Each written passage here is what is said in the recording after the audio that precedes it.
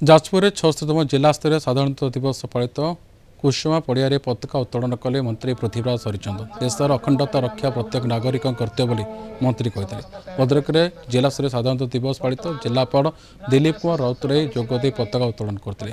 जिलार संग्रामिक बलिदान इतिहास लिपिबद्ध बोली जिलापाल कहते। सुंदरगढ़ जात्रा पड़िया 76तम साधारणतंत्र दिवस पालित मंत्री सुरेश पुजारी जोगदे पताका उत्तोलन करते। आमे आगु चलिबार जो प्रक्रिया आरंभ करिसे भारत वर्ष को एक विकसित संपूर्ण विकसित राष्ट्र रे परिणत करेगा, ओडिशा को विकास दृष्टिकोण एक अनन्य शिखर रे पहुंचेगा, ये प्रक्रिया आरंभ होइछि।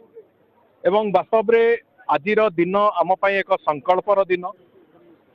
आजिर दिन हमको मने पकाउछि जे भारतर एकता और सार्वभौमत्व को एकाठी गोटिए सूत्र रे बांधिकी, गोटिए रज्जुरे बांधिकी, एकाठी गोटिए संपर्कर सेतुरे बांधिकी आगु को जीवा प्रक्रिया आरंभ कर। एक भारतीय भाव एक होई आमे आम जिला को एक प्रगतिर नूतन सोपान रे पहुंचे पारिबा एवं एई प्रतिबद्धता रहिले आमे निश्चित भाव रे विभिन्न समस्यार समाधान करि पारिबा एवं समस्या को आमे संभावना रे रूपांतरित करिपा। सुंदरगढ़ वस्तुतः मु भावे जे एटा मोर जिला एवं सरकारी स्तर रे मते दायित्व दिया सुंदरगढ़ विकास कार्य को त्वरान्वित करने।